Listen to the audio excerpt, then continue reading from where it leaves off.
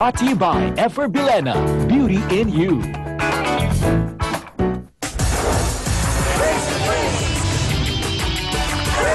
Mga kapatid, kayo po ay nakatutok pa rin sa Face to Face. Mga kasawsawan ng problema ang ating pinag-uusapan ngayon ay tungkol po sa issue ni Mary Jane laban sa buong pamilya ng dati niyang kinakasama. At kasama na nga natin ngayon si Gina, ang kapatid ni Buboy. Gina, anong naging reaction mo nung dumating sa bahay niyo si kuya mo kasama na si Mary Jane? Yung unang-una po, tinanong ko si kuya kung desidido na po talaga siyang mag-asawa. Sabi ng Ilan kuya, taon na kuya mo nun? 17 pa lang po. Ang bata? Okay. Bata nga po eh. 16 pa lang. 16 siya. Hindi, 16 po si kuya, 17 siya. Siya po yung nanligaw sa kuya ko. Bago kay kuya mapunta yan, may una pa siyang lalaking ginasama. Oh. Kinasama? So, ang sinasabi mo ba, Gina, hindi niyo alam kung yung pinagbubuntis niya ay sa kuya mo o dun sa una niyang kinakasama? Okay? Pero, kahit po ganun ang nangyari, Aling Nora, umabot sila sa 11 years. 4 ang anak, nagsama. Ilibin na yan, parati sila nagbabagan. Simula nung nagloko na nga ito, mainit ng ulo ng anak ko. Gusto na makipaghiwalay talaga sa kanya. So, sino ang nagdesisyon na makipaghiwalay? Ang kuya niyo ba o si Mary Jane? Buboy na Kuya na po. desisyon. Siya na po sa kanya na po. Hindi, bago lang yun. Bago lang yun. Yung hiwalay na sila. Hiwalay na. Bago lang. Okay, mga kapatid, tawagin naman po natin ang magtatanggol naman kay Mary Jane. Siya raw ang witness kung paano sapukin ng dating jowa ang kanyang pamangkin. Narito po si Arcely Sanchez. Pasok!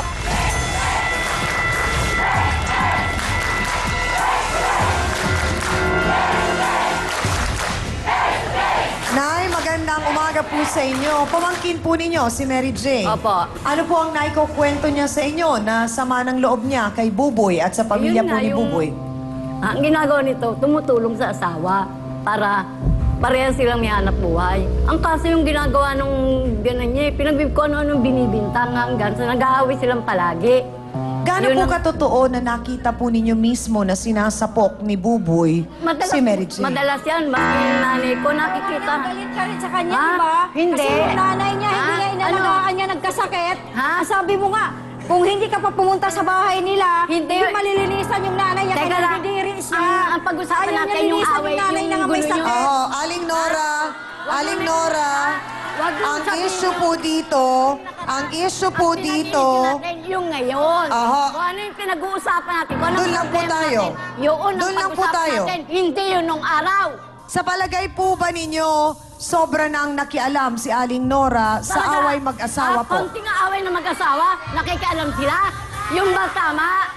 Ang akin, di po ba? Kapag ang anak mo nag-asawa na, labas na kayo doon. Wala na kayong pakialam. Di ba?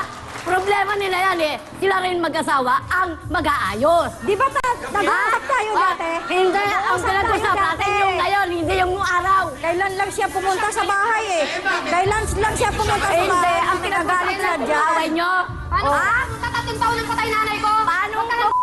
Ito ang pumunta Huwag mo ibahin ang usapan. Huwag mo ibahin ang usapan. Ang pinag-usapan natin yung ngayon.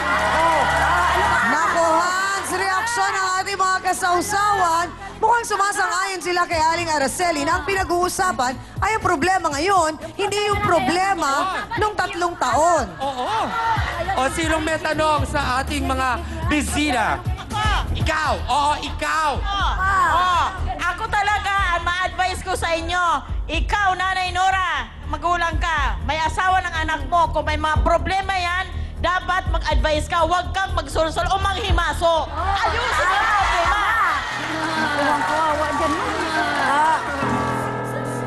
Hindi, sa bahay pa nag-aaway sila. Alam na ni Mary Jane, hindi ako kakampi. Hindi, nanuluy siyang kakampi sa anak ko. Nag-aawat lang kami pag nagsusuntukan sila. Okay, Kasi, so sige, Gina, paano ngayong nangyaring nadamay na kayong lahat? Sige nga, pakikwento. Hindi po ako kasali sa away nila ni Kuya. Ang Oh. sa akin, sabi ko, Kuya, ayusin mo yung problema nyo kasi 4 yung anak nyo. Oo. Ang mali kasi dito, dinamay ako na nagpalaglag daw po ako. nagsalita sa akin na puro lalaki ako, bay, Hindi ako yun. Sino yung nagsabi na marami siyang lalaki? Namin. Nakikita. Saan niyo siya nakikita? Pati sa ano, nakita na eh. Yung ba yung dahilan kung bakit hanggang Facebook umabot ang away niyo? Unang nag-post doon. No. Sino ang nagsimulang naglagay ng post na kung ano man? Siya, sa Facebook, siya mismo. Kasi siya nagkatrabaho sa computer shop. Wala nang ginawa niya kundi siraan ako. Ano nilagay? Kung ano-ano. Na ano? Yung anak ko daw, hindi ko. Anak namin ang papa ko. Okay, nasaan ang printout nung naging palitan nila ng mga salita sa Facebook? Pinag-uusapan dito yung totoo lang. Ay naku, manang. Mas maganda naman ang buhayin mo. Biruin mo isang pamilya, may bugaw, may tooth package, diba? Ikaw yun, nagsabi. Sinagot, haha, package, pa, di sana mayaman na kami. Sinong ganon mga trabaho namin? Yaknes ka naman. Yung tooth mo na puro mapa at naglalawa pa, ha, full package nga. Kaya nainggit ka at binugaw mo sarili mo. Tut!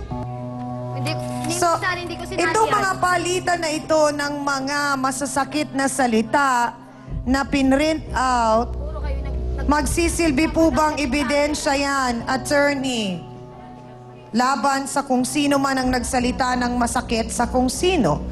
In relation to our electronic evidence law, yung mga printouts na ganito po ay admissible in evidence na to establish the fact na meron ngang paninira sa kanya.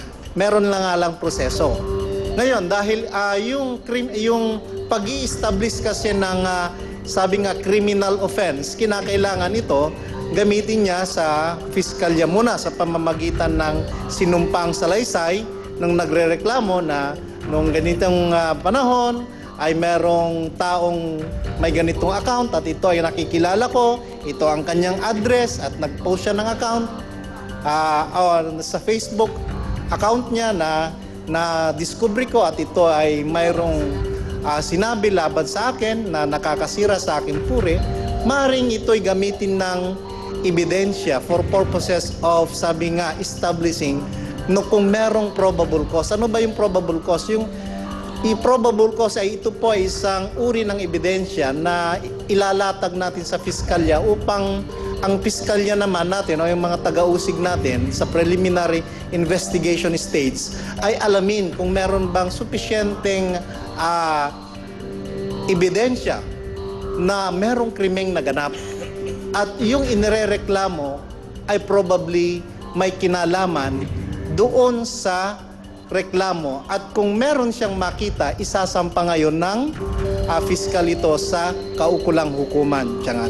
Marami pong salamat, Attorney Acosta. Bakit po ninyo nasabi kanina, Ate Nora, na hindi nakilala nung 2 taon na bata yung kanyang nanay na si Mary Jane? Ay, simula ng pinanganak yung bata na yan, yung anak ko na nag-alaga, yung 16 anyos na sinasabi niyang ngayon, hanggang ngayon 2 taon na, yun ang nag-aalaga. Magpalit ng lampin, magpaligo, bago pumasok. Bakit po? Nasaan si Mary Jane? Nagtatrabaho. Oh. Kaya inano nung anak ko kasi ang mag-alaga. Pero anong ginawa niya? Hindi naman niya sinuklihan na mabuti yung anak ko kung anong pinagsasabi niya. Anong ginagawa niya pag dumaan papasok sa eskwelahan? Ayan na, nagmamalinis. Ganon. Kaya yung Bakit anak ko... kailangan mong sabihin yun? Hindi ako sumigaw sa Ate Cherry. Nahihiya sa pumasok. Since hindi nila kaya kalabanin ako, dinidikit Isang nila. linggo.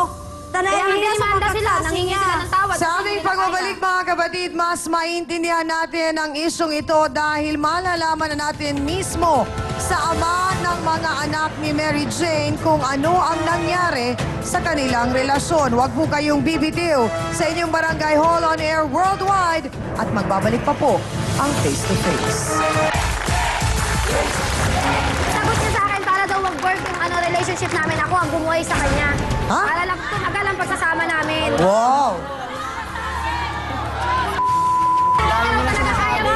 Miss Amy Perez would like to thank the following: Dr. Steve Mark Gunn of GAOC Dental Clinic, Salon de Manila, Watercolors Makeup, Gloss Nails, Just Cavalli Eyewear. Hans Mortel would like to thank the following: Dr. Manny and Pai Kalayan. Molecules. Dr. Ari